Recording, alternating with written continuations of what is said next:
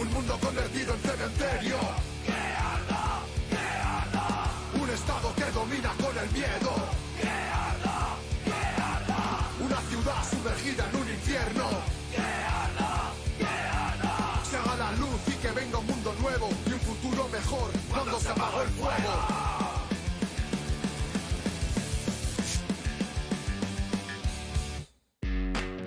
Vanguardia Obrera. Opinión y análisis político.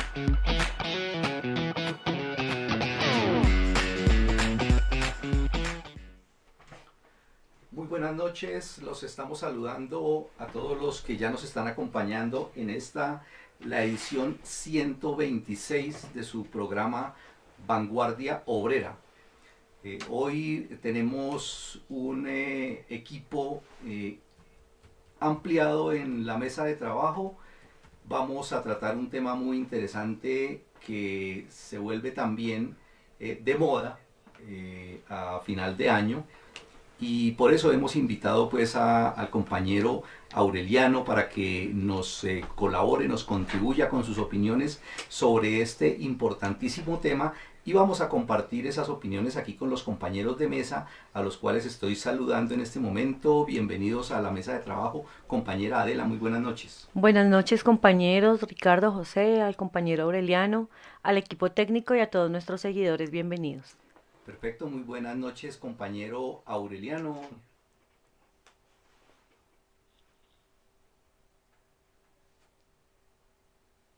Bueno, mientras cuadramos aquí un tema pues del sonido con Aureliano, tenemos también aquí en la mesa de trabajo al compañero José. José, muy buenas noches. Muy buenas noches, Ricardo. Buenas noches, compañera Adela.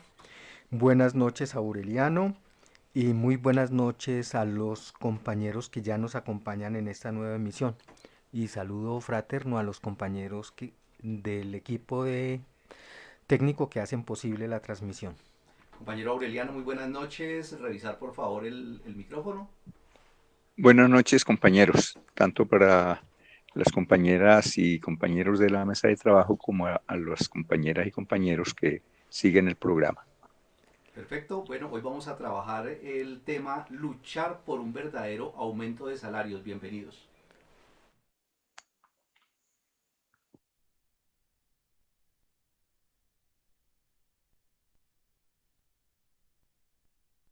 Cada año se reúnen los representantes de los capitalistas a hitos de ganancia, con los jefes de las centrales sindicales, supuestos representantes de los que producen la riqueza social, y el gobierno, el administrador de los negocios comunes de los explotadores, para acordar el supuesto aumento del salario mínimo. Detrás de esta farsa de negociación se esconde todo un problema económico, social y político, que requiere del análisis de los obreros conscientes, quienes tienen la obligación de explicarle a los trabajadores por qué la lucha por un alza real de salarios es fundamental en su lucha general contra el capital. También vamos a recordar aspectos fundamentales del bautizo de sangre de la clase obrera en Colombia, mejor conocido como la masacre de las bananeras. Bienvenidos a nuestra emisión 126 de Vanguardia Obrera.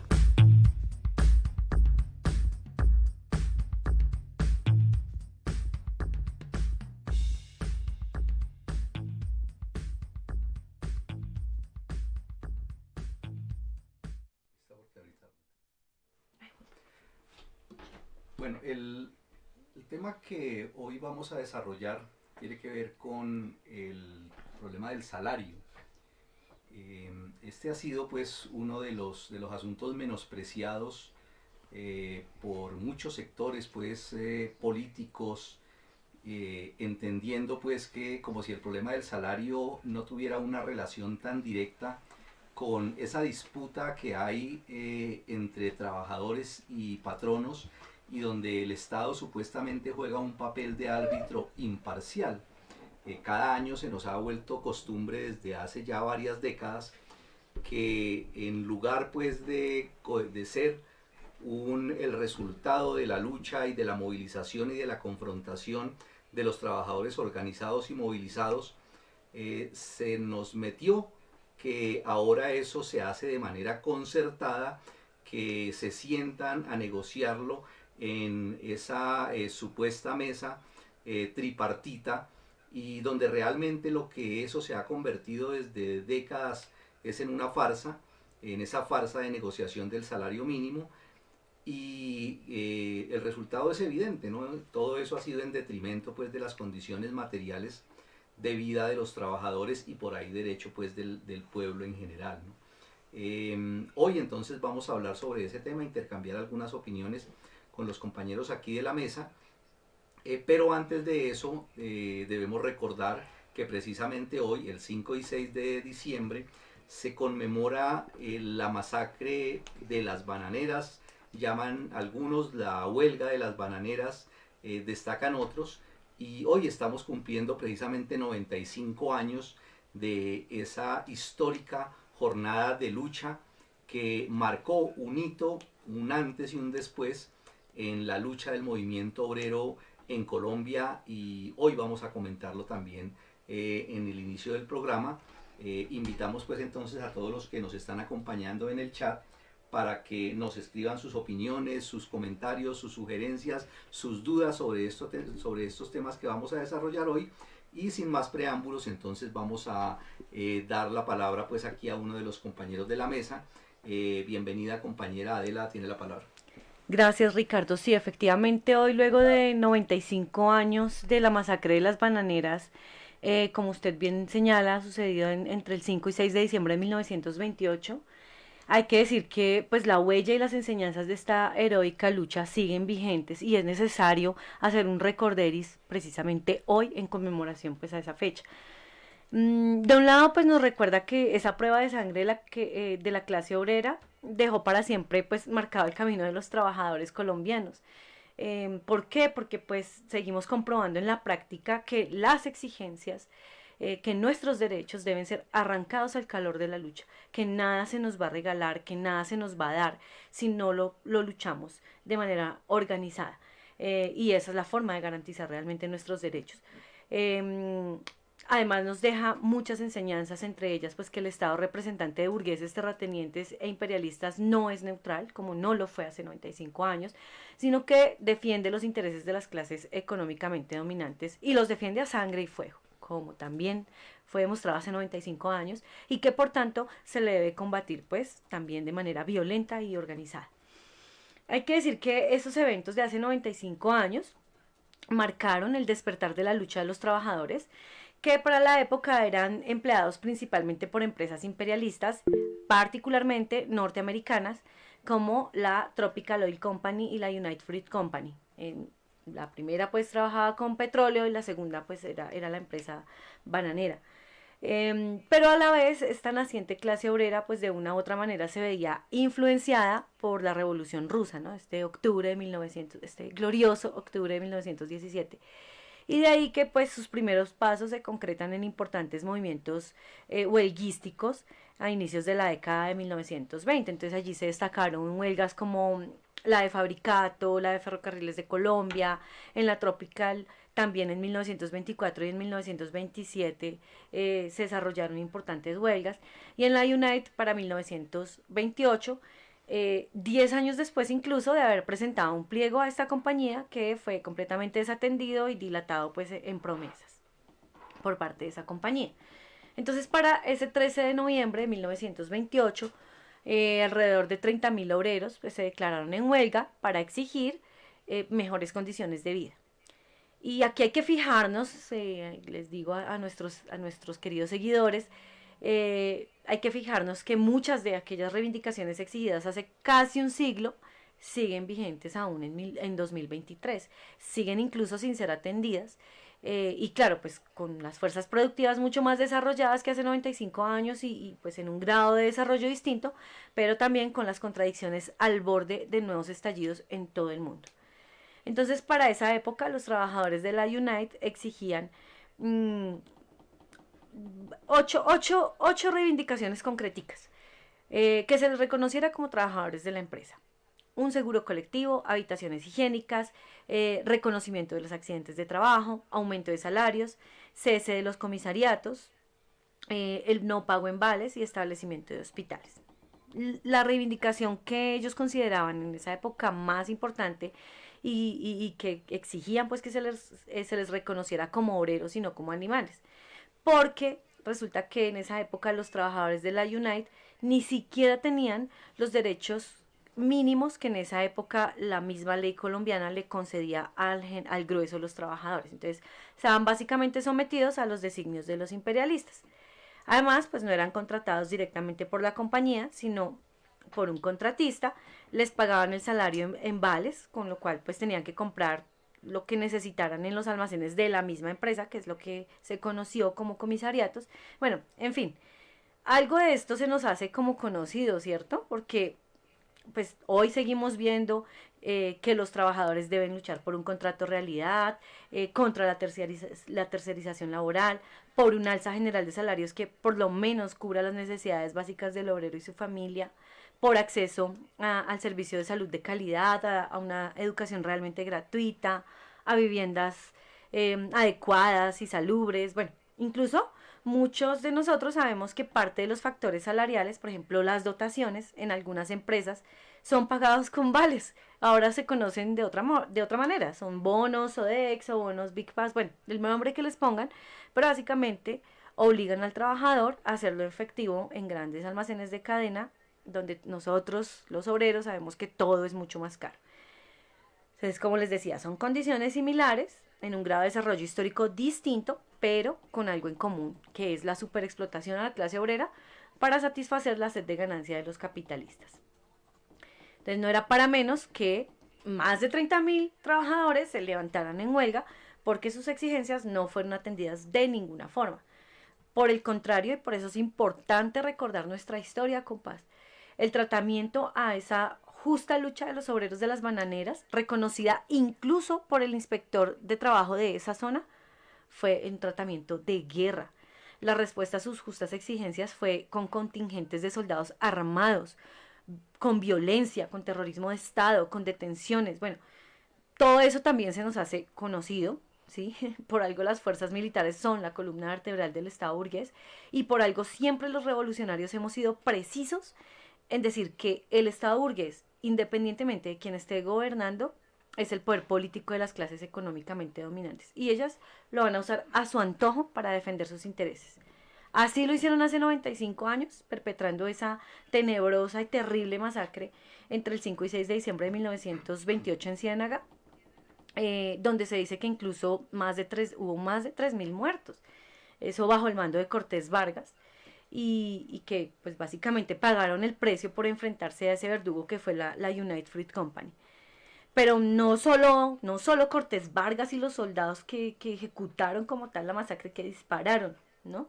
Ellos no fueron los únicos protagonistas de eso. También la prensa burguesa, que como ahora define a los luchadores como vándalos, que como ahora los fue condenando sin miramiento alguno. También los altos mandos del gobierno, incluyendo al entonces presidente Abadía Méndez, que básicamente avaló la matanza porque simplemente pues tenía que poner fin al desorden.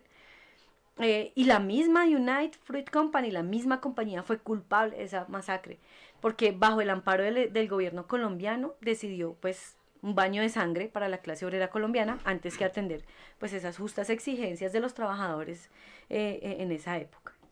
Entonces, compas, esta es otra razón por la que hoy y siempre los comunistas revolucionarios recordamos esta fecha.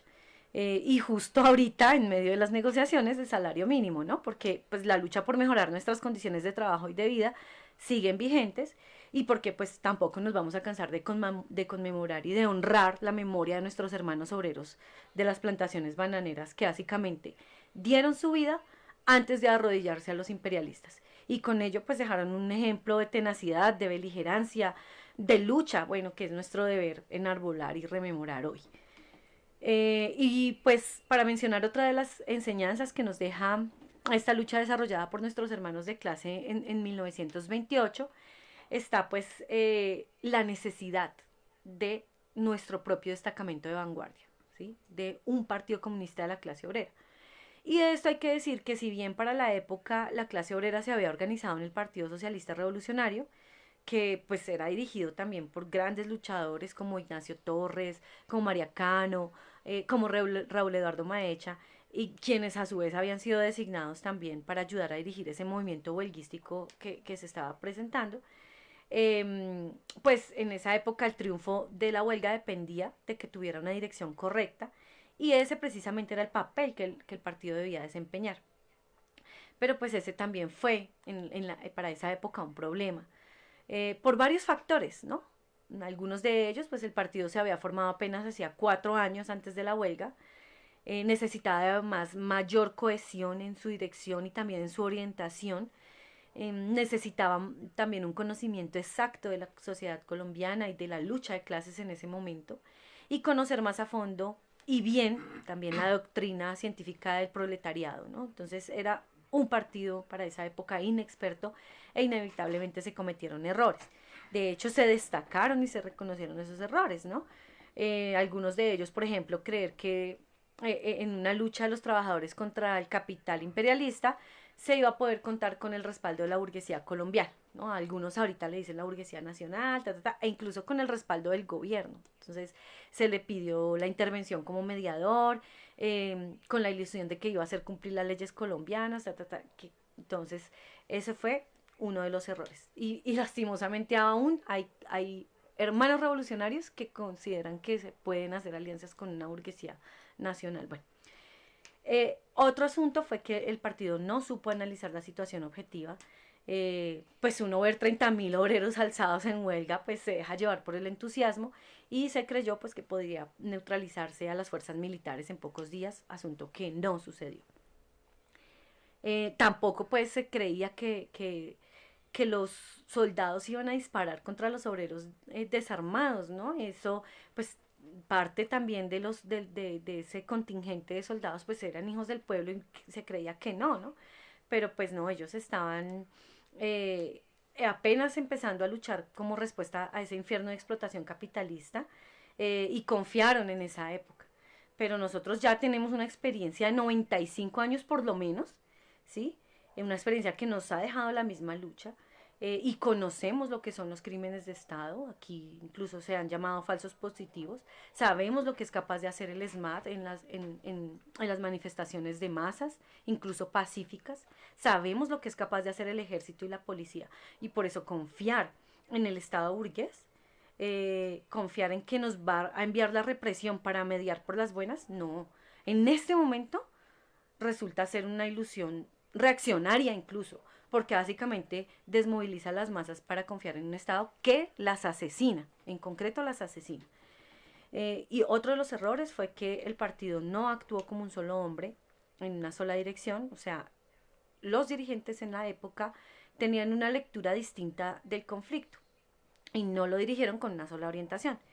Y esto tiene una explicación, ¿no? En ese momento, en el seno del partido, pues convergen varias corrientes ideológicas, obreras, pequeño-burguesas e incluso burguesas, y pues por supuesto eso impedía pensar como partido obrero y actuar como tal.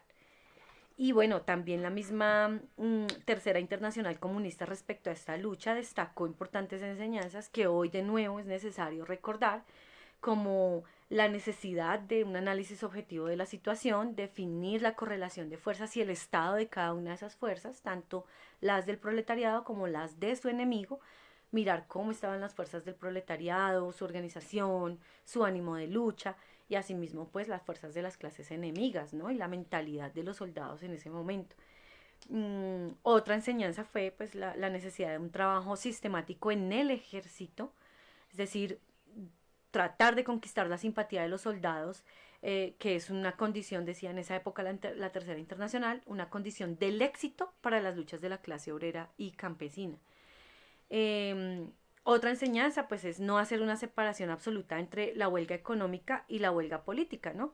Esa huelga de los obreros de las plantaciones de las bananeras tuvo un carácter político e incluso antiimperialista, y por su amplitud y por los intereses que puso en peligro, básicamente provocó la intervención inmediata y armada del gobierno, y eso se transformó rápidamente en una lucha política contra el poder de los grandes terratenientes y agentes del imperialismo. Y de ahí también Otra enseñanza importantísima, el papel de la solidaridad con la huelga, ¿no? La necesidad de garantizar y ampliar esa solidaridad de toda la clase obrera e incluso influenciando al ejército también. Y otra enseñanza que de verdad nosotros incluso desde Vanguardia Obrera en varios aspectos de la lucha seguimos haciendo caer en cuenta, y es no confiar en el Estado burgués al servicio de estas clases, de los terratenientes, de los burgueses, de los imperialistas, ni confiar en que va a servir de árbitro imparcial o que va a tomar partido por el lado de los trabajadores. Eso no va a pasar, compañeros, y hace 95 años quedó demostrado. Entonces, bueno, con este apretado resumen, hoy desde Vanguardia Obrera recordamos y conmemoramos esta fecha luctuosa para nuestra clase. Los llamamos a tener en cuenta las enseñanzas que pues con su propia vida nos dejaron los obreros de las plantaciones bananeras hace 95 años, a considerar esas enseñanzas en nuestra cotidianidad del trabajo revolucionario y también en nuestra lucha que pues considera mejorar las condiciones de trabajo y de vida, y de lucha también de la clase obrera pues para avanzar hacia la destrucción del podrido Estado burgués y la construcción del Estado de obreros y campesinos.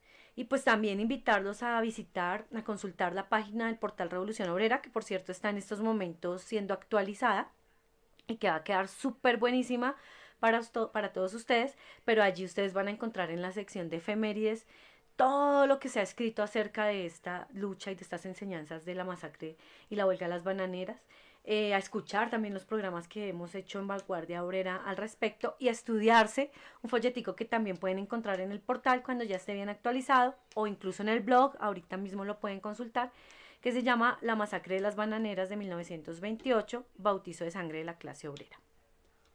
Perfecto, compañera Adela, muchas gracias por ese importante y necesario recorderis de este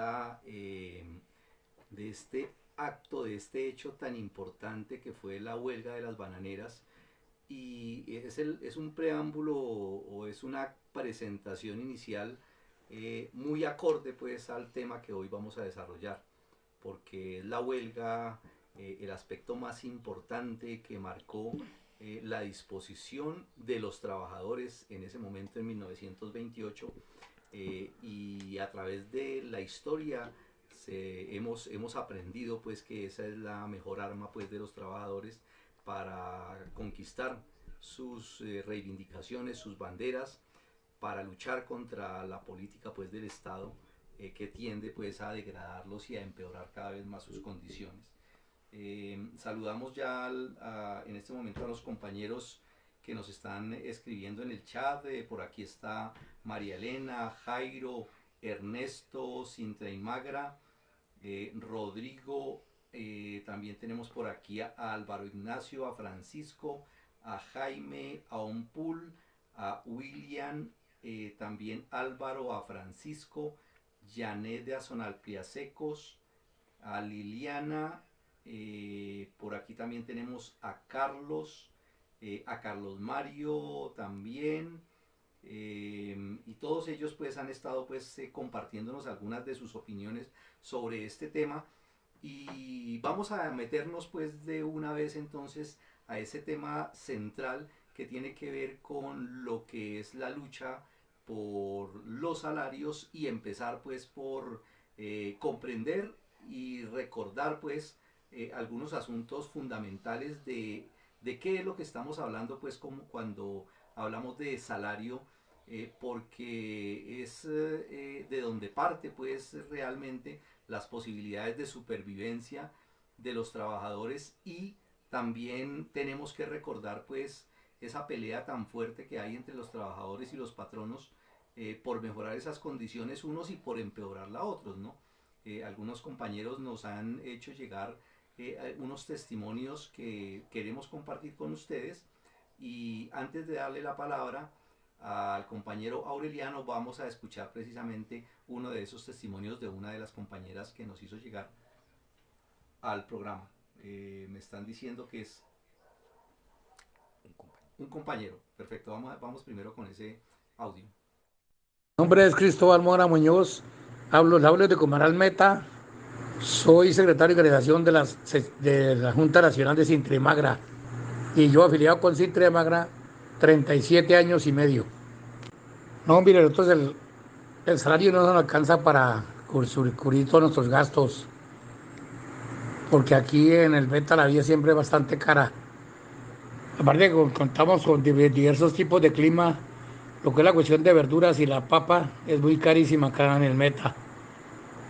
Entonces el sueldito en sí no nos alcanza para suplir todas nuestras necesidades básicas. Los servicios también son muy caros, el agua, la luz, el gas, son bastante costosos. Y las universidades, si la persona quiere estudiar, toca exploraciones de Comarca Sabillense y sale bastante costoso también, costosísimo. Entonces, sería bueno que concertaran un salario adecuado para todos nosotros los trabajadores. Además que los trabajadores palmeros somos la gente más remunerada del país. Somos los trabajadores cañeros y somos los que más estamos expuestos a ruido, de enfermedades, a riesgos psicosociales, físicos, químicos, de todo tipo de riesgos, biológicos, locativos, de todo. Bueno, precisamente tenemos aquí en el chat un saludo muy especial. Nos dice Cristóbal Mora, buenas noches desde Cumaral Meta. Los saluda Cristóbal Mora Muñoz. Gracias por la invitación. Bienvenido, compañero. También bienvenido Jesús Eduard de Sintrabins, seccional Cali. Y por aquí también nos está saludando Miguel Fernando. Compañero Aureliano, tiene la palabra. Gracias, compañero. De nuevo, mis saludos a todas las compañeras y compañeros. Vamos a hablar, según les habían prometido los de la mesa de trabajo, de el salario y el alza general de salarios. Y pasamos, lógicamente, por lo que se ha dado en llamar salario mínimo. Comencemos. En realidad, ¿qué es el salario? El salario es el precio de la fuerza de trabajo.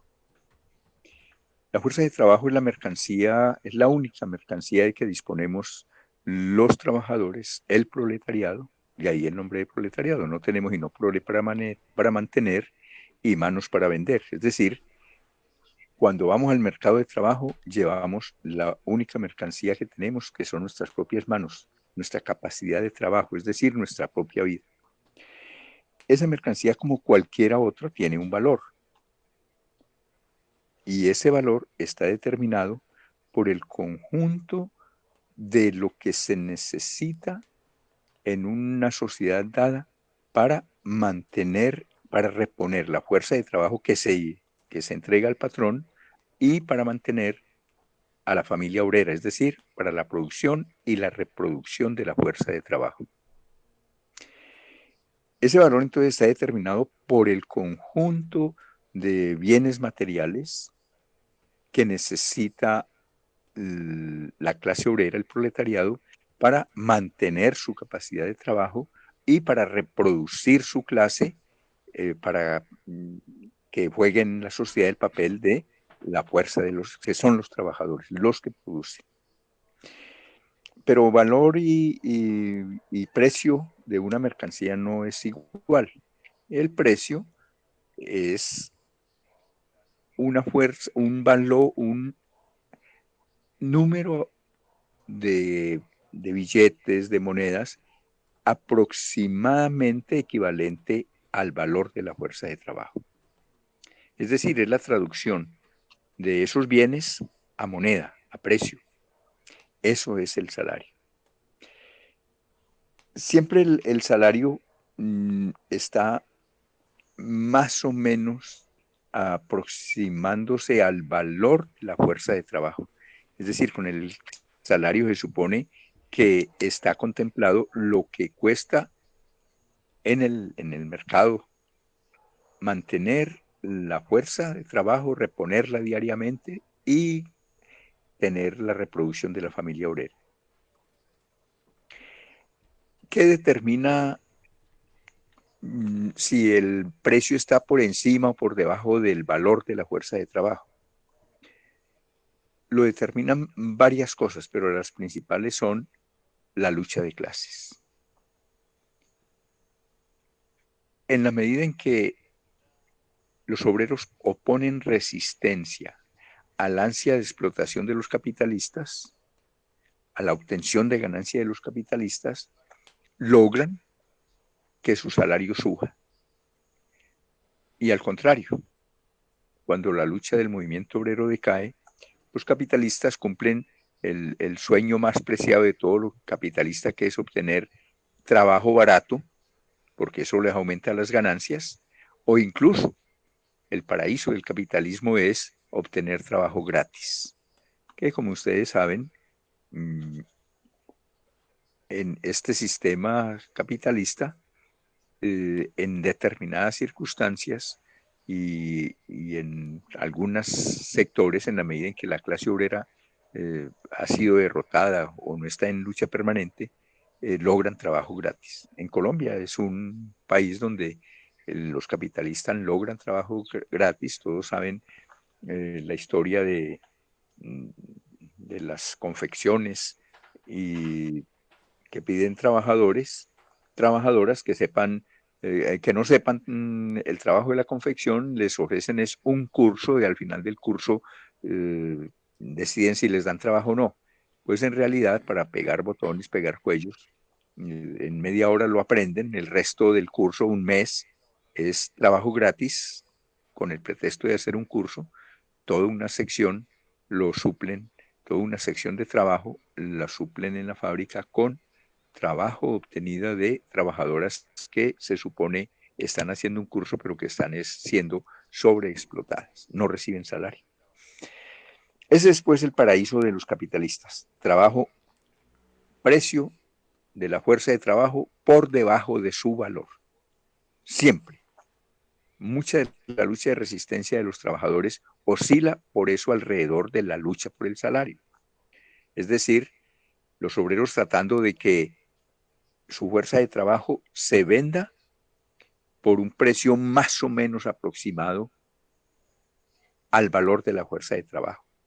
Esta resistencia ni siquiera pretende acabar la explotación, aun cuando al trabajador le paguen lo que vale su fuerza de trabajo, aún así el capitalista obtiene la ganancia normal, es decir, la explotación, la plusvalía normal y la explotación sobre el trabajador.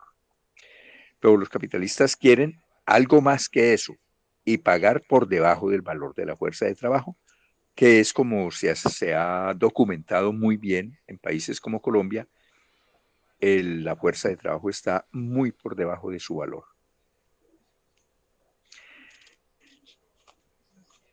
Entonces, el asunto decisivo, la ley general que regula el nivel de los salarios en una sociedad, es la capacidad de resistencia del proletariado. Si el proletariado avanza en su lucha, los salarios suben.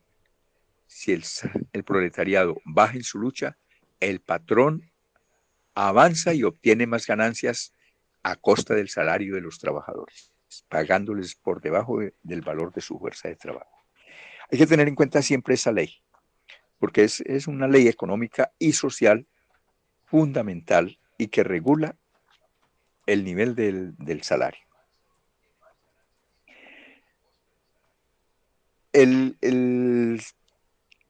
A partir de 1890, en un levantamiento de los proletarios de Australia, tenían como una de sus reivindicaciones, y era todo un levantamiento muy fuerte, y una de sus reivindicaciones era que en Australia no se pagara, nunca ningún patrón pudiera pagar por debajo de un nivel determinado de salario, y ellos lo pedían. Es decir, que por aquí por debajo no haya ningún salario.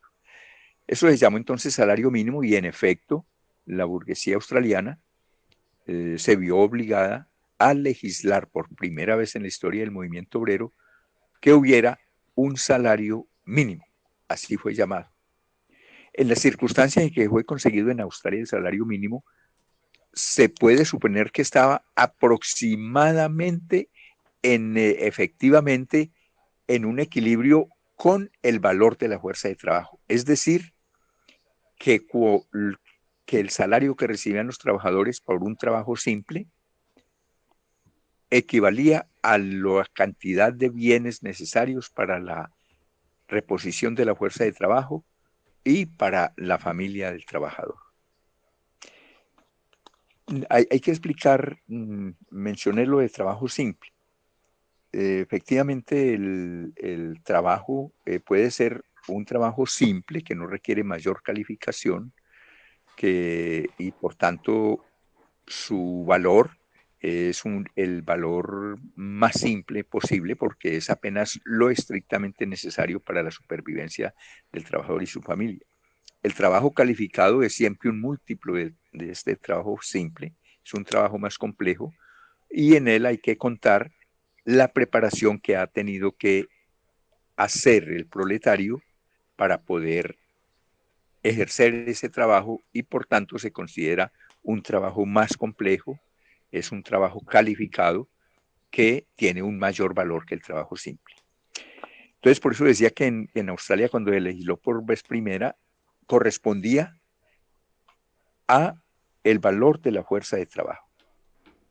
Pero, en adelante, y en previsión de levantamientos obreros que tuvieran la misma reivindicación, comenzaron las legislaciones de los diversos países capitalistas después de 1890 a introducir el concepto de salario mínimo dentro de la legislación obrera. De tal manera que en la mayoría de los países del mundo actualmente existen las legislaciones obreras o un capítulo sobre salario mínimo. Pero si en un principio correspondía al valor de la fuerza de trabajo ese salario, la burguesía comenzó a calcularlo sobre el aumento del costo de la vida, sobre la inflación o el IPC, el índice de precios al consumidor. Y aquí ya no entraba la gran ley, ya no entraba en juego la gran ley que rige el aumento o la disminución del salario, que es la lucha de clases. Eso se normalizó, se estatizó, se volvió una norma codificada y comenzó a ser, como es actualmente en Colombia, una farsa en la cual cada año se reúnen los representantes de los patrones, eso sí, representantes de los patrones, unos supuestos representantes de los trabajadores del proletariado colombiano, que como todos sabemos no lo son algunos representantes de las llamadas centrales obreras, que no representan ni cualitativa ni por cantidad representan a los trabajadores colombianos. El movimiento sindical actualmente está reducido a su mínima expresión, menos del 4% están sindicalizados, por tanto los dirigentes de las centrales no representan y no pueden hablar, no tienen derecho a hablar a nombre del proletariado colombiano, diciendo que ellos son los que agrupan a las mayores organizaciones obreras. Y cualitativamente menos. Son representantes del sindicalismo reformista que siempre tienen y aceptan para juzgar las cuestiones del salario los conceptos y las teorías de los patronos. Y no se les ocurre y no se les pasa por la mente a estos representantes tomar en cuenta la realidad. Bueno, el otro que se reúne en la farsa es el gobierno.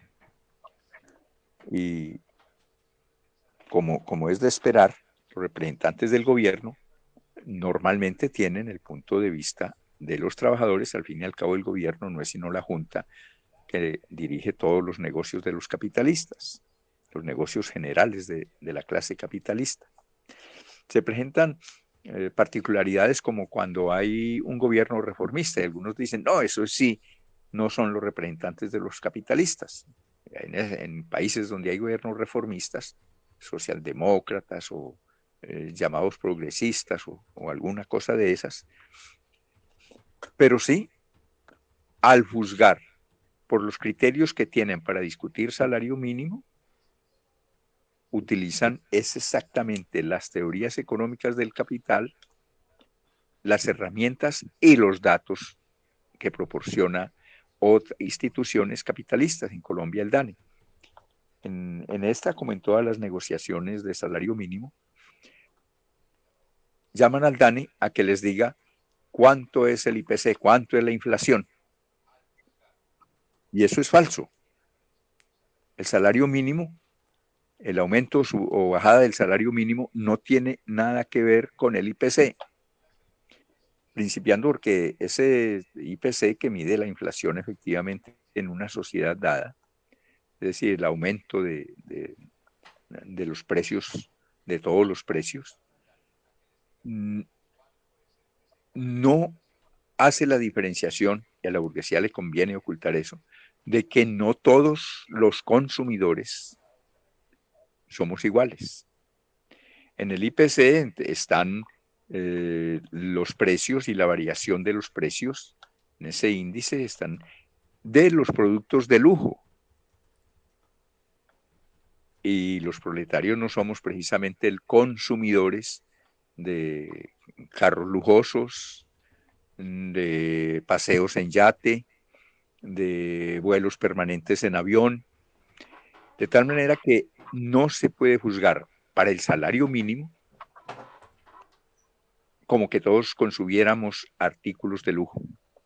Eso deforma completamente este índice, deforma las necesidades de los trabajadores y el consumo de los trabajadores. La burguesía de todos los países y en Colombia también tienen otra estadística que no la difunden mucho y no se les ocurre pedirla a los señores que están allá discutiendo salario mínimo, pero que refleja más el consumo de los trabajadores, que es lo que llaman canasta familiar. La tal canasta familiar es los productos básicos de una familia, incluso tienen para familia obrera, para familia de la pequeña burguesía y para familia de las que ellos llaman clases altas, es decir, de la burguesía. Pero lo que ellos denominan canasta familiar para los estratos bajos es más o menos, y hay que decir más o menos porque no hay que creer a pie juntillas lo que una institución como el DANE pueda dar, pero más o menos el costo de la canasta familiar da una aproximación de lo que debiera ser un salario mínimo, tal como se estableció en Australia en 1890, es decir, que corresponda al valor de la fuerza del trabajo simple, es decir, del trabajo no calificado. En alguna conferencia que dicté en estos días, mirando los datos del DANE para el 2022, porque no sacan los del 23, atando cabos porque esas informaciones no son claras ni exactas en el DANE, yo les calculaba que estaban hablando de que la canasta familiar era para la clase trabajadora era de 3.200.000, es decir, con lo que podría vivir o sobrevivir una familia obrera.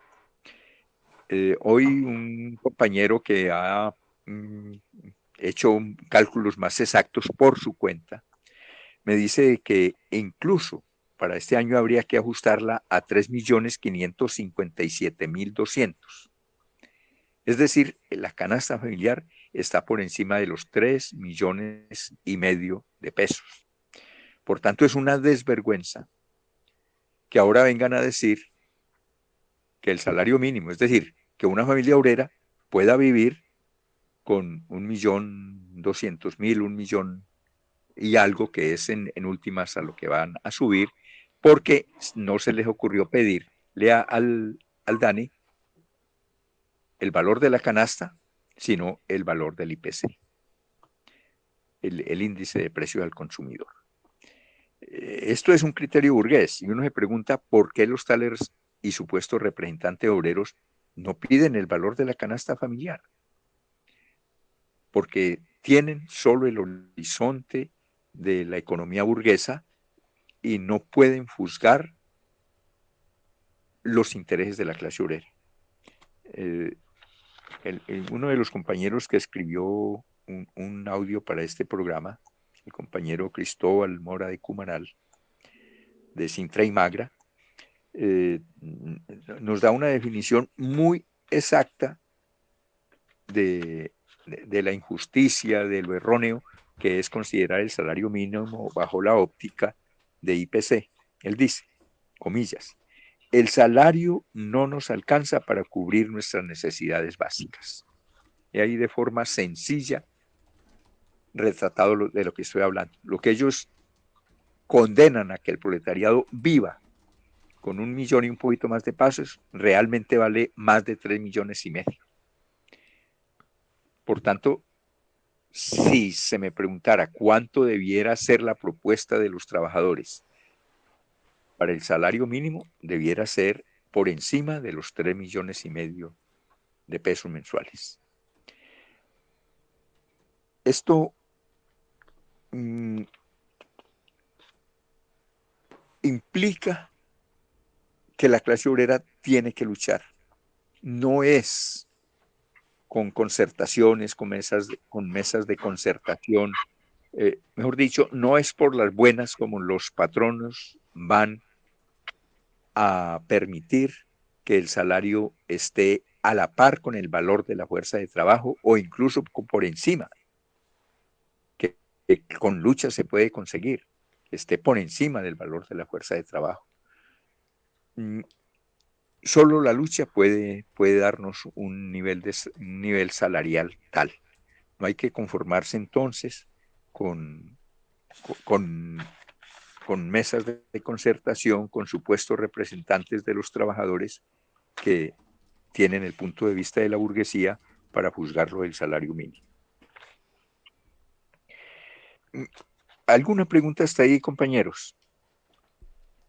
Bueno, en el chat pues ha habido distintas opiniones sobre todo este tema pues del salario, sobre la importancia que hay en desarrollarla, sobre el papel que están jugando los dirigentes de las centrales, la representatividad que tienen en la medida en que el porcentaje pues de obreros, de trabajadores sindicalizados es mínima, y en ese sentido pues hay la inquietud también en cuanto a cómo primero pues la veracidad de que ellos sí representen pues al grueso de trabajadores, y el cómo también preguntan, cómo lograr pues que ese 95%, hablan ahí en el chat, de trabajadores que no están sindicalizados participen y tengan una representatividad sobre esto, ¿no? Además de eso, también está el tema de la importancia que tiene la lucha por el alza de salarios, en el sentido de si es simplemente una lucha en el terreno de la resistencia pues de los trabajadores, en ese sentido una lucha meramente reivindicativa, pero también de eso quiero antes de volver pues a darle la palabra al compañero Aureliano, quiero escuchar un poco unas opiniones pues del compañero José sobre otro tema. Ahorita volvemos sobre ese carácter reivindicativo, de lucha de resistencia, o el carácter político que tiene esto y la importancia que tiene, pero antes quiero invitar pues al compañero José para que hablemos sobre un tema, ¿sí? Que tiene que ver con, dicho de esta manera, en estos días la ministra de Trabajo argumentó que para este año, decía que para el año se desindexaron 120 bienes y servicios, como se hizo el año pasado, y con eso se logró un aumento del poder adquisitivo del salario, ¿no? Diciendo que eso fue un logro, que se vanagloria pues de ese logro, y en ese asunto hay algo que es importante profundizar, desarrollar un poco pues sobre la relación que hay precisamente de los salarios con el alza de los precios de las mercancías, ¿no? Ya Aureliano pues comentaba algo al respecto, pero quiero pues invitar a José para que profundicemos sobre eso, pero antes vamos a escuchar también otro testimonio de una compañera que nos envió un audio también. Mi nombre es Sandra Patricia Camacho. Soy del sindicato Azonal Pleasecos. Yo trabajo en una empresa que se llama Lavado Industrial Colombiano, SAS Lavinco. Llevo 9 años laborando ahí, de los cuales 4 años hace 4 años tengo enfermedad laboral. Las condiciones de trabajo en esta empresa sí han sido muy duros, digamos, los implementos de trabajo, las horas laboradas, el pago. Ellos firmaron un pacto colectivo hace un año cuando nosotros empezamos con el sindicato Azonal Pliasecos a hacer pliego de peticiones. Ellos se negaron obvio a todo lo que nosotros pues estábamos exigiendo en el momento, pero entonces hicieron firmar a los compañeros el pacto colectivo, pues según ellos pues para mejoras de los empleados, ¿no? En su momento. Ya al pasar el tiempo, pues esos supuestos beneficios era obvio, digamos, para el empleador.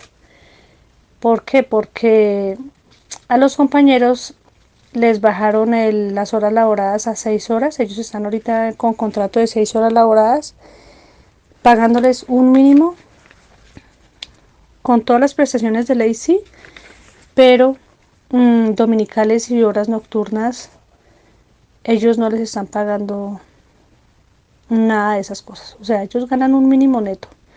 6 horas laboradas como el empleador decide organizar a los compañeros, dependiendo de los horarios que a ellos les convengan más, ¿no? Porque pues digamos a los compañeros les gustaría más el horario de 6 a 1 o 6 a 2, porque les toca 6 horas laboradas y 1 hora obligatoria de almuerzo. Entonces ha sido compleja la situación. La compañera describe otros factores, pues, de las condiciones de superexplotación de los trabajadores en Colombia. Y es muy importante tener esto en cuenta, y lo cual amerita un programa especial a futuro, pues tiene que ver con la ley 2001 del 2021, que hace referencia a la reducción de la jornada laboral, pero que realmente se convierte en un estrujadero de la fuerza de trabajo. Otra condición más de superexplotación, es decir, de rebaja del salario. Pero a propósito de lo que decía Ricardo de los argumentos pues de la ministra, se supone que ex dirigente sindical, en fin, y hasta comunista, con eso que desindexaron el año pasado 100 bienes y servicios, 120 bienes y servicios. Bueno, hay que empezar por decir que lo de desindexar algunos productos es demagogia para engañar a los trabajadores. De antemano, cualquiera que conozca algo de cómo funciona la economía capitalista sabe que eso no tendría un efecto mayor en el salario, porque los precios de los productos no dependen de lo que diga o no diga el gobierno. Solamente para poner un ejemplo, este año supuestamente fueron indexados los precios de la carne, el pan y la leche. Sin embargo, el precio de la carne de res subió de 19 mil pesos, estaba a finales del año pasado, y subió este año a 29.000 o 30.000 pesos. Con el cerdo pasó algo similar, y con el pollo incluso fue superior. Y todo eso se supone que estaba desindexado. ¿Desindexado qué es? Es decir, que no se regía por la subida pues del salario mínimo, que fue disque histórico del 16 punto no sé cuántos por ciento. Esas son pues las cifras del DANE, pues la suministrada. El pan subió de 500 a 700 pesos, la leche el litro pasó de 3.800 a 5.900. Ustedes se dan cuenta que es asombroso cómo estos productos que sí son de primera necesidad para los trabajadores tienen un aumento exorbitante del 36%.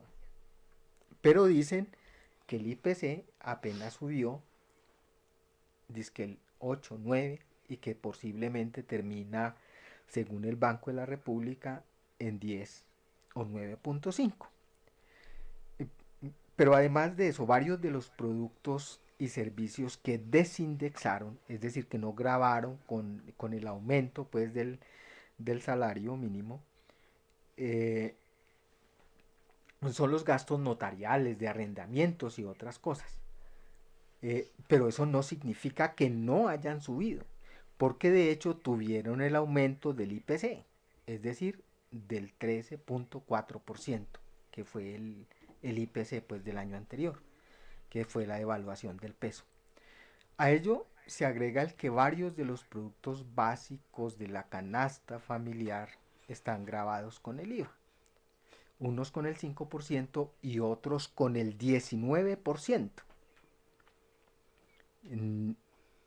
Si nos damos cuenta que los que estaban desindexados, caso de la carne, es decir, los alimentos básicos, subieron ese montón, ¿qué pasaría pues con los que están grabados además con el 5% y otros con el 19%, además del aumento pues que tuvieron con el IPC? Esa es otra forma de recortar el salario.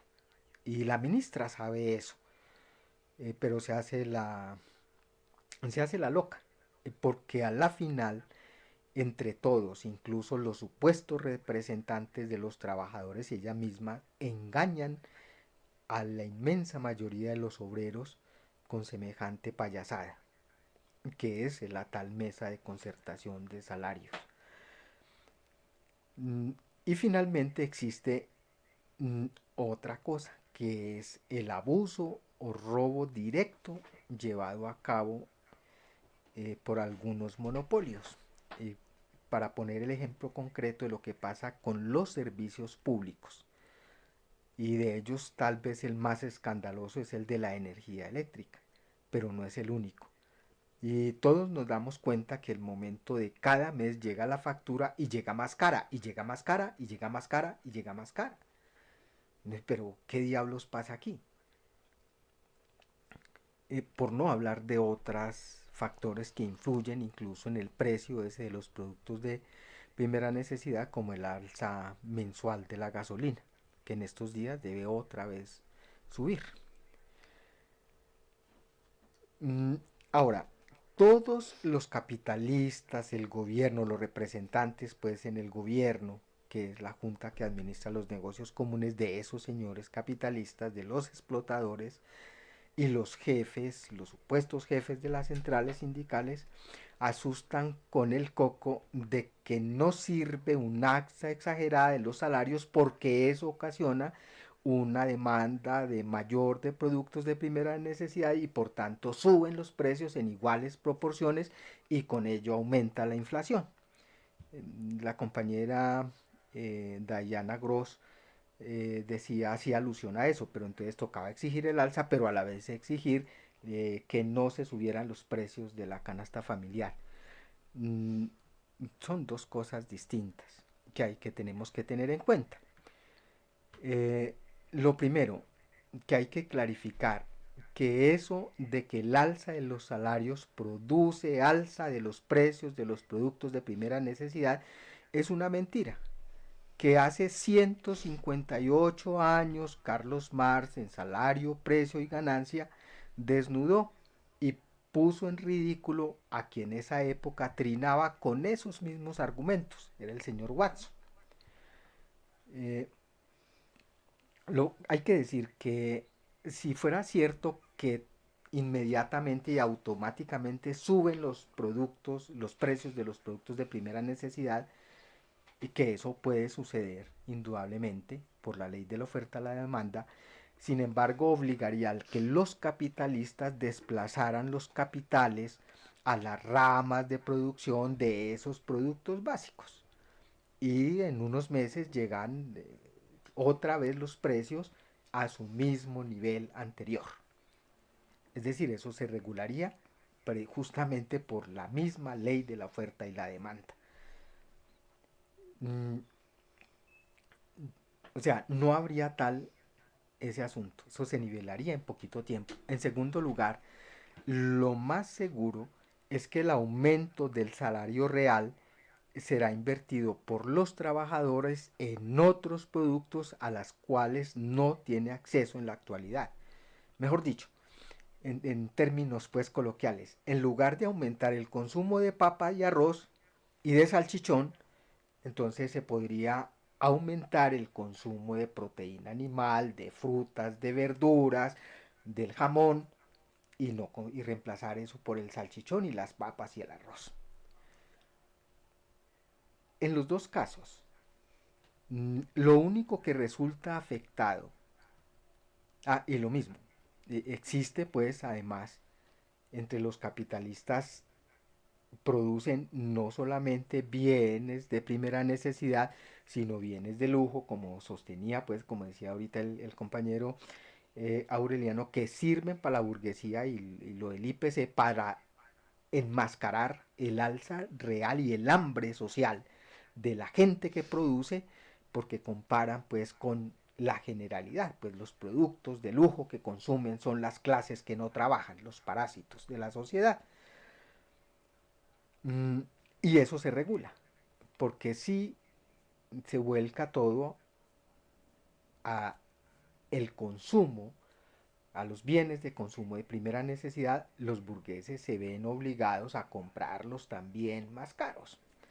Y de todas maneras se afecta su ganancia y van a reclamar su puesto en el conjunto de la sociedad también, y por tanto eso va a repercutir de conjunto en que otra vez por el otro lado, incluso por ese lado, se regularían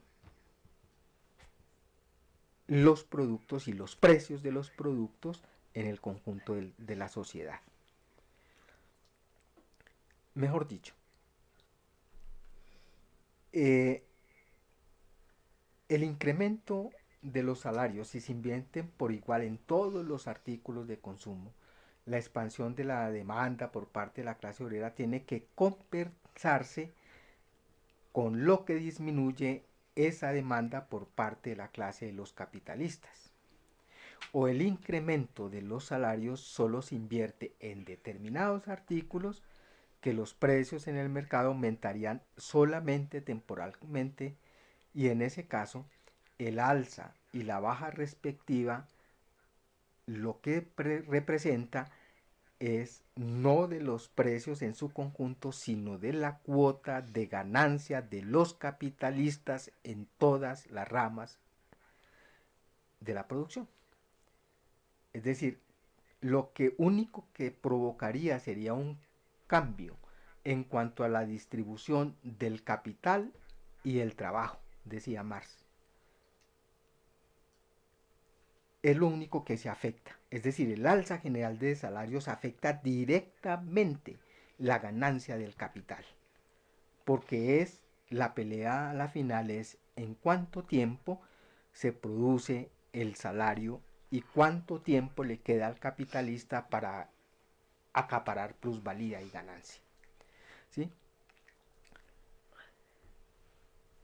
En ninguno de los dos casos pues aumentarían pues temporalmente pues los precios de las mercancías, pero a la final vuelven a su estado y nivel primitivo.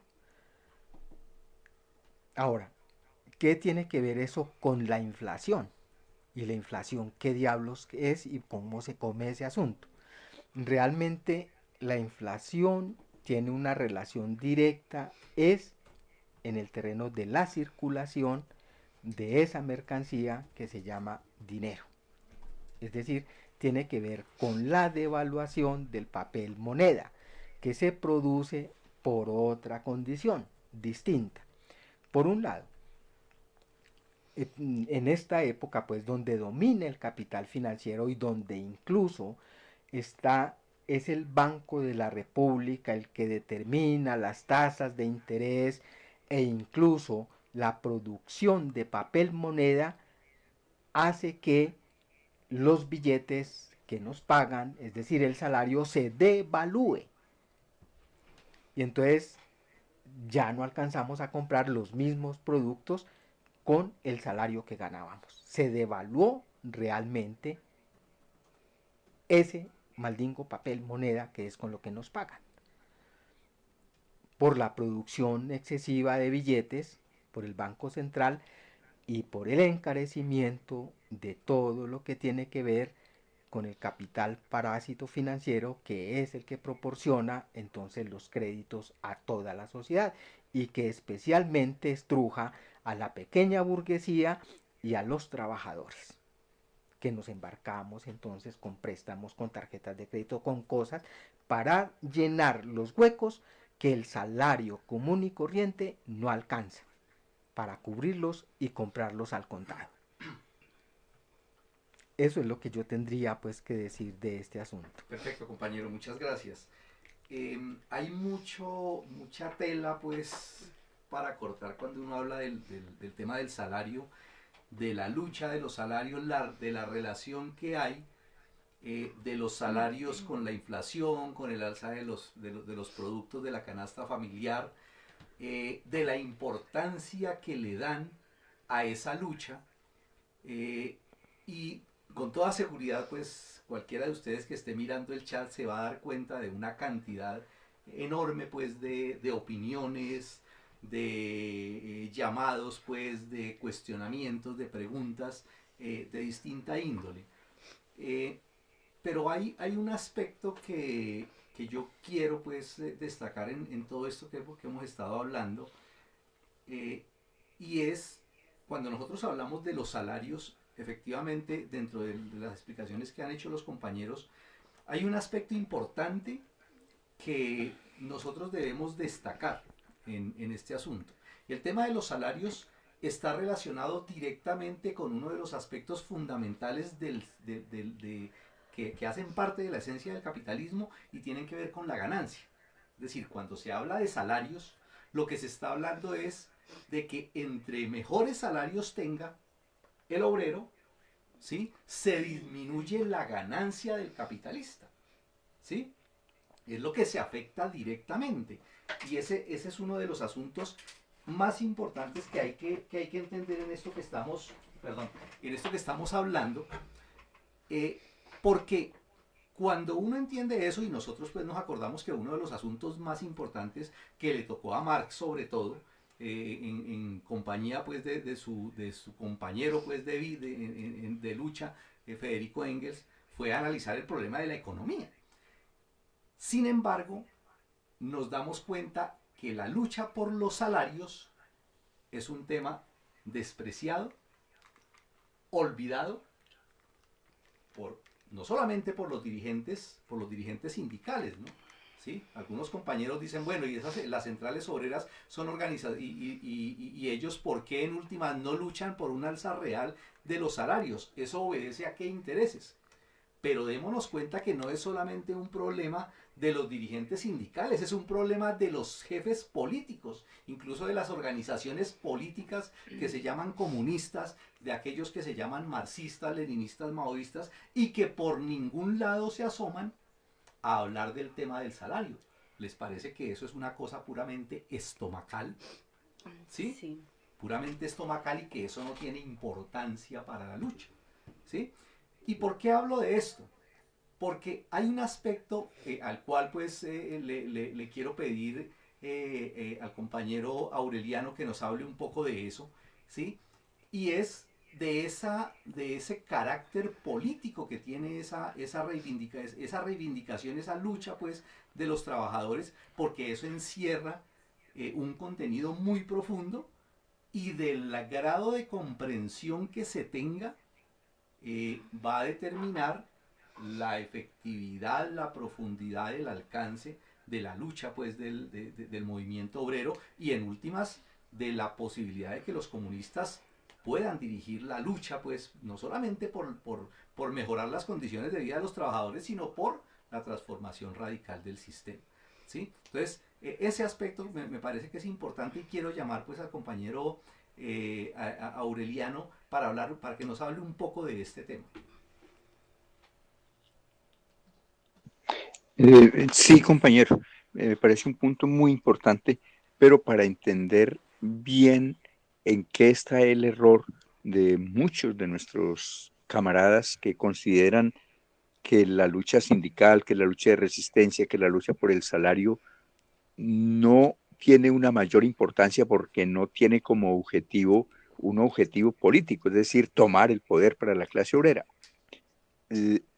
Ellos tienen un error fundamental y es que se les olvida que la lucha de clase del proletariado se desarrolla en 3 escenarios distintos y correlacionados. Uno es la lucha económica o lucha de resistencia contra el capital, esa lucha que nace espontáneamente de las condiciones de miseria, de hambre, de sufrimiento de los trabajadores y que impide la degradación física y espiritual del proletariado. Quienes consideran que la lucha de resistencia del proletariado, la lucha sindical en concreto, no tiene importancia para la política o que no le ven importancia porque ellos son grandes intelectuales y grandes políticos que no les preocupan los problemas de la papa y la yuca y el arroz, se les olvida que si la clase obrera no hubiera opuesto una tenaz, permanente, cotidiana, diaria resistencia desde el principio mismo del capitalismo, nuestra clase hubiera degenerado física y espiritualmente. Y con una clase degenerada física y espiritualmente, se quedan en la nada los sueños más bonitos de los comunistas, porque no habría una fuerza social capaz de transformar esta sociedad, de derrotar el capitalismo y establecer una nueva sociedad. Pero además de la lucha económica, el proletariado, la lucha de clase del proletariado tiene otro escenario y otro campo de batalla que es la lucha política. Importantísima, es la lucha por el poder del Estado. Sin el poder del Estado, el proletariado no tendrá nada. Incluso cualquier mejora en sus condiciones de vida, en sus condiciones de salario, cualquier mejora no podrá ser más que temporal y relativa. Es insostenible decir y conformarnos con que aumentaron los salarios y listo, ya arreglamos el problema de los trabajadores. No, los trabajadores solo podrán tener algo cuando tengan el poder político, es decir, cuando tengan el dominio del Estado y lo usen como una herramienta para hacer las transformaciones económicas necesarias para la nueva sociedad. Se necesita el poder del Estado. Sin el Estado, sin el poder del Estado, no tenemos nada. Y además hay otro campo de la lucha, que es el ideológico. Es importantísima también porque es la lucha de las ideas, es de los proletarios y los burgueses, de las concepciones del mundo distintas, de los modos y métodos de pensar, de las apreciaciones sobre lo que es la sociedad y del papel de la humanidad y del progreso. Sin esto, sin esta motivación espiritual, también es imposible que la lucha política o la lucha económica sigan adelante. Es decir, son 3 campos de una sola guerra. La guerra es la lucha de clases, la guerra entre el proletariado y la burguesía. Es la gran contradicción que es la principal en el mundo actual, entre el proletariado y la burguesía.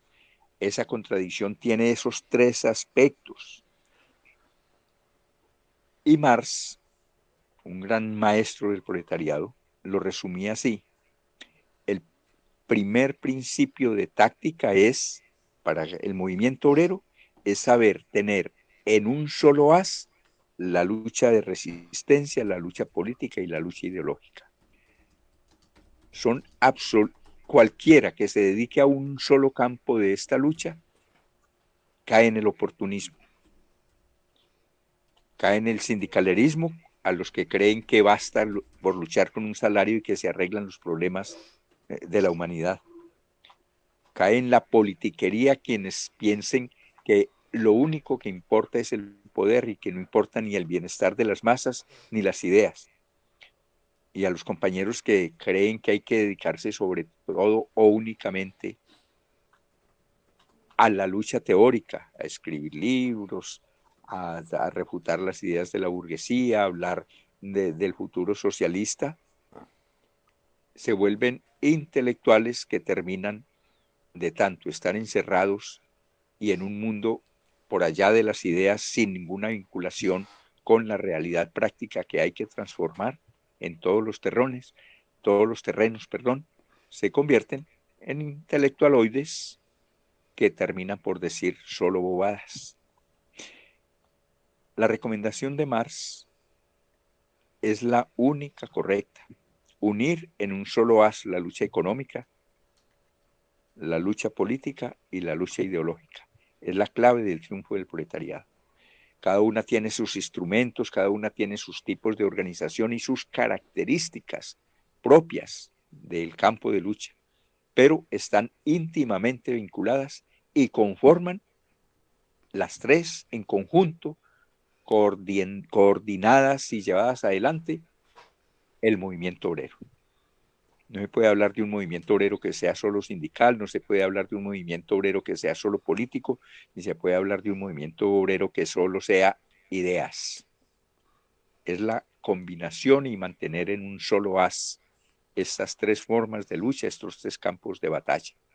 En estos días les ponía un ejemplo a otros compañeros acerca de que mal general es aquel que, sabiendo que tiene que tiene infantería, aviación y artillería, el empeñarse en luchar con una sola de ellas, siendo tan distintas.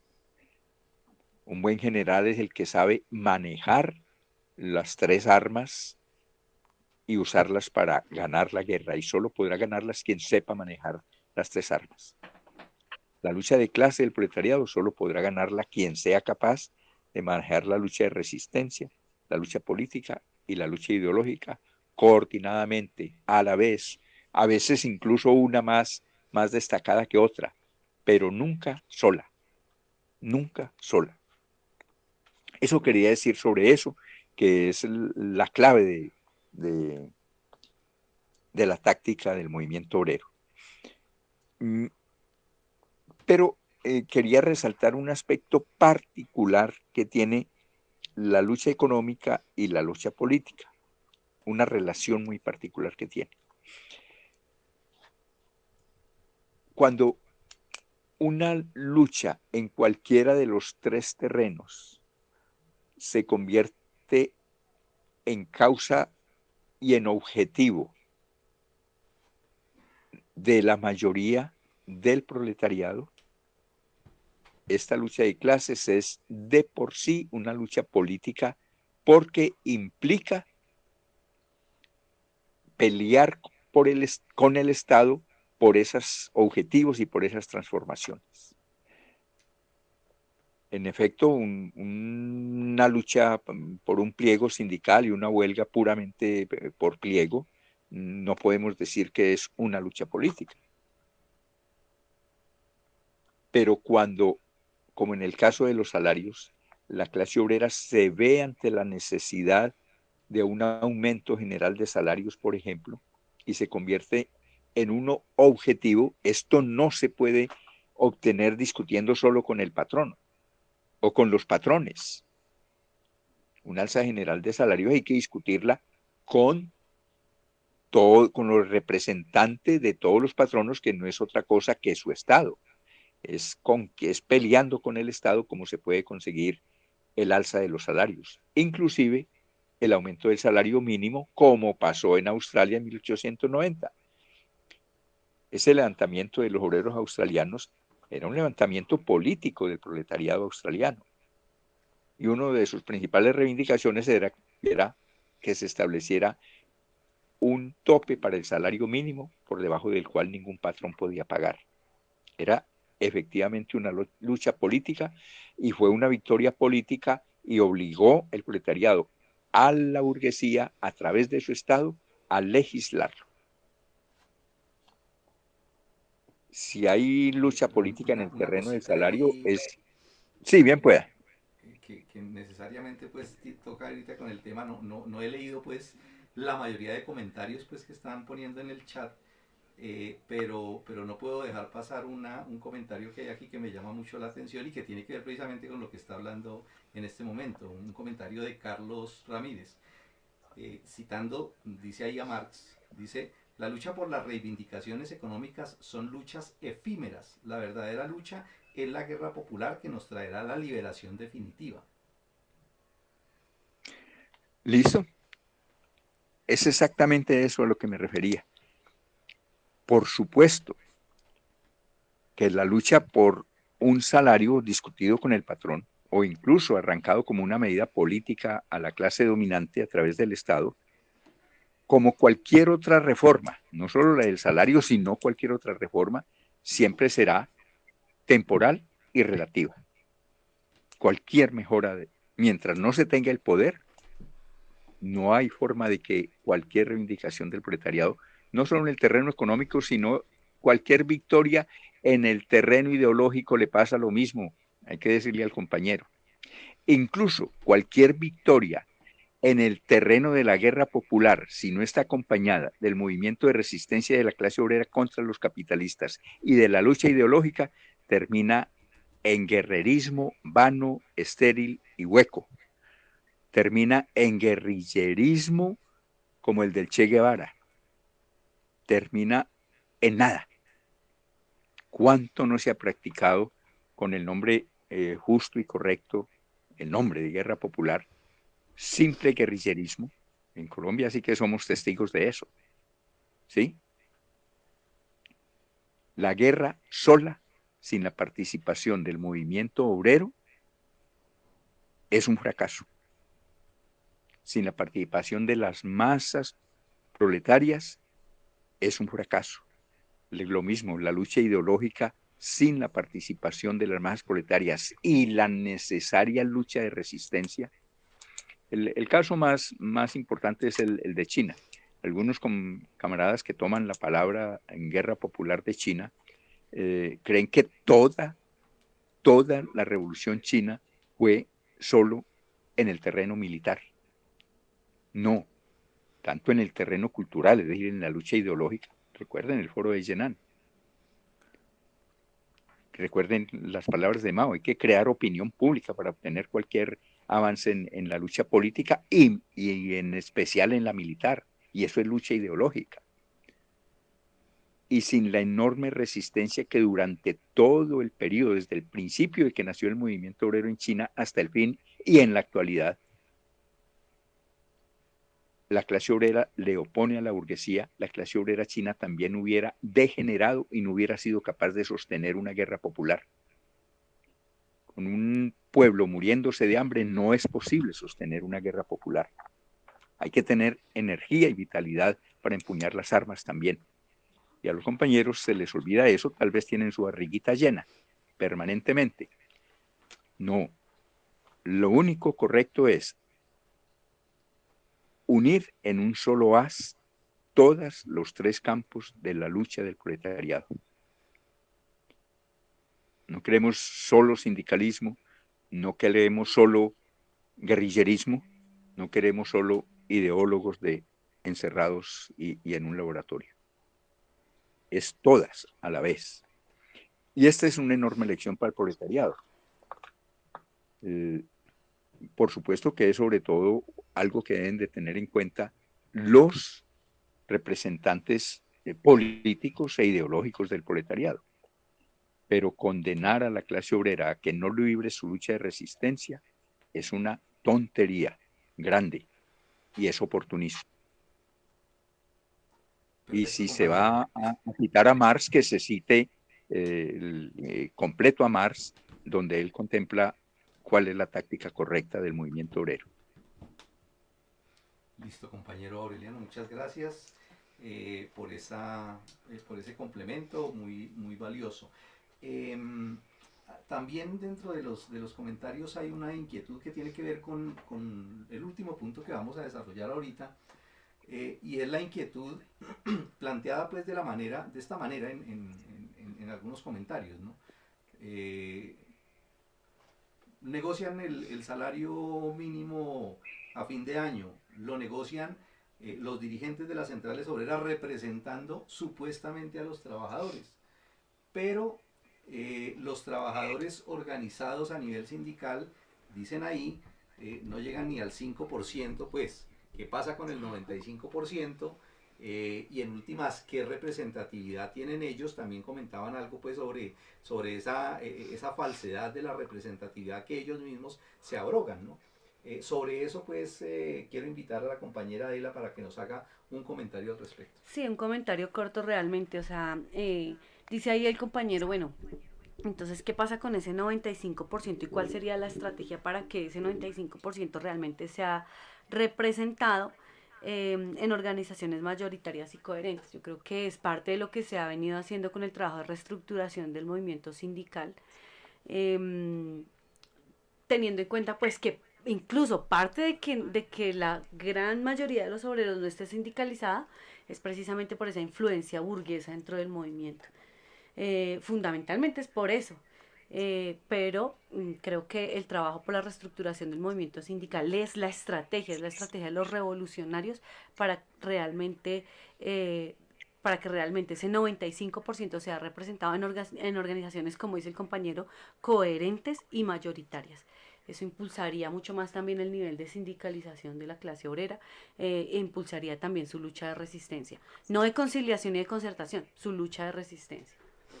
Perfecto, compañera, muchas gracias.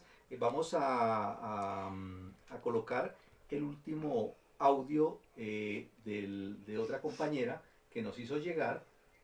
Desafortunadamente pues tenemos que ofrecerle disculpas pues a la compañera porque nos hizo llegar una denuncia muy valiosa, pero es demasiado larga pues para el espacio que tenemos en el programa. Entonces les vamos a compartir una partecita aquí en el programa, una partecita de esa denuncia, pero vamos a buscar la manera de publicarla toda para que ustedes todos la puedan conocer.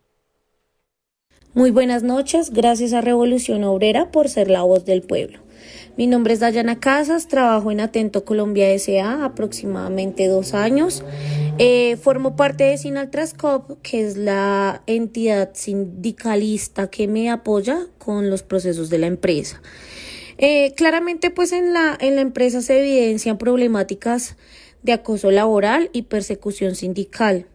A la mayoría de trabajadores pues el acoso laboral y a mí pues persecución sindical, igual que a mis compañeros que están ya afiliados a Sinaltrascop. También se evidencia la restricción de las entradas al baño, nos contabilizan el tiempo ya de manera ya muy complicado, o sea, ya no es como el tema de que vaya 5 minutos, sino es menos tiempo el que podemos ir al baño, en especial las personas que son de las campañas. El tema del agua, el agua potable, se supone que allá nos brindan unos filtros y pues la verdad no están en buenas condiciones y el agua se ha evidenciado de un tono que no es, y pues ahí se han aumentado varios casos de enfermedades gastrointestinales y pues por eso ha subido la demanda de incapacidades y demás. Se evidencia también muchísimas sillas dañadas en las operaciones, a lo cual simplemente les hacen como remiendos y pues obviamente el cansancio de la columna es bastante. Eso también hace que las personas de la operación se enfermen, y las personas en especial de las operaciones que pues obviamente son las que están más de 8 horas ahí sentadas. Se enfrentan a cambios de temperatura. Las luminarias están dañadas, muchas luminarias encima de cada colaborador parpadeando y causando dolores de cabeza fuertes, migrañas, dolores de ojos, hemos podido evidenciar. Y eso pues ocasiona obviamente problemas de salud física y mental. Bueno, vemos pues en toda esta descripción que hace la compañera de esas condiciones, que son condiciones que se repican en muchas partes, de distinta manera, en distinto grado, pero todo eso hace parte pues de ese empeoramiento general de las condiciones laborales, condiciones de vida de los trabajadores, y eso lo quiero relacionar con dos asuntos. El primero, de cómo toda esa lucha, todo ese empeoramiento de las condiciones de vida general de los trabajadores, y que se extiende no solamente al aspecto de la lucha de los salarios, sino que tiene que ver con el problema de la salud, con el problema de la vivienda, con el problema del transporte, con la educación. Todo esto pues se ha configurado como un enfrentamiento por una cantidad de necesidades, por una cantidad de reivindicaciones, por una cantidad de banderas que ha acogido el movimiento de masas.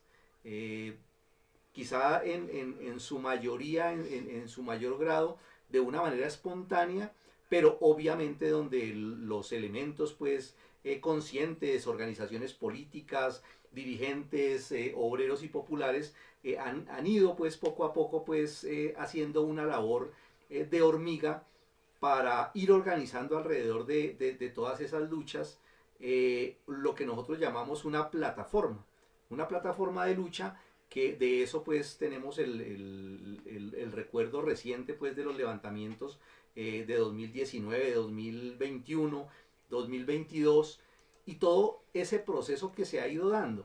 Entonces, si uno los mira como asuntos aislados, cada uno de ellos uno puede decir, todo eso hace parte de banderas de lucha de resistencia, ¿sí? Entonces, cada una, las que mencioné y todas las que se han mencionado aquí y otras pues que todos sabemos que se están levantando. Sin embargo, relacionado con uno de los aspectos que se ha hablado en este programa, tenemos que decir que todo eso ha llevado a un enfrentamiento del pueblo contra unas políticas de Estado.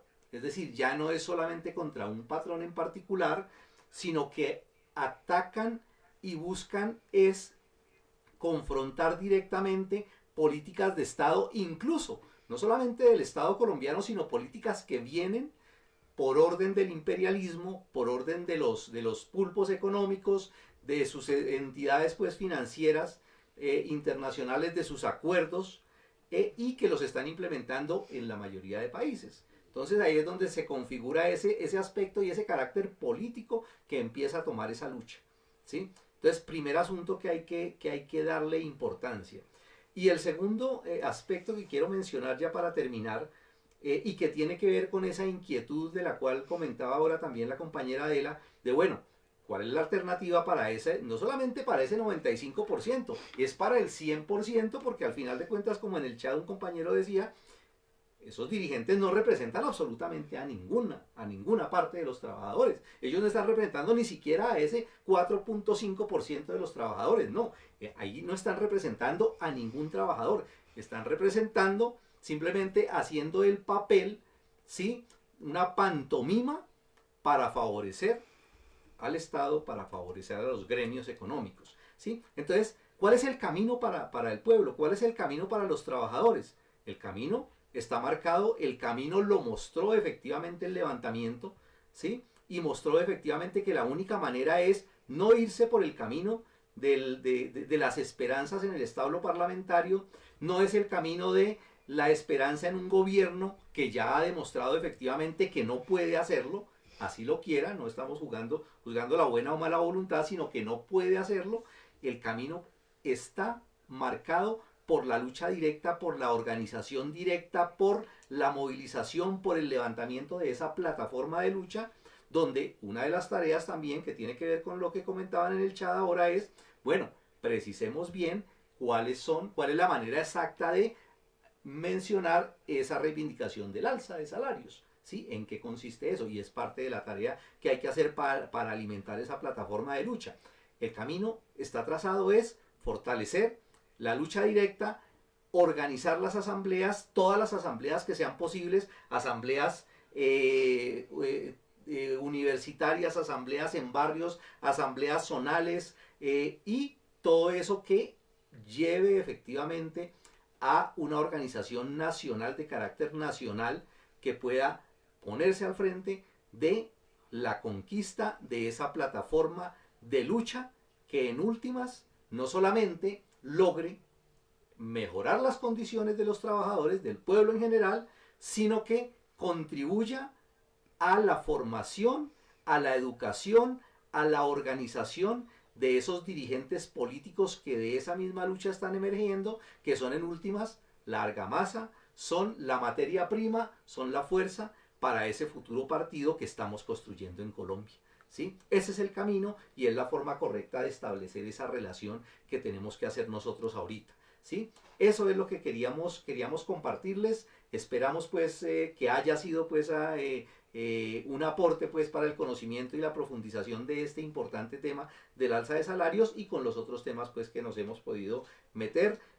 Agradecerles a ustedes por su paciencia, un programa un poco largo, pero creo que valía la pena.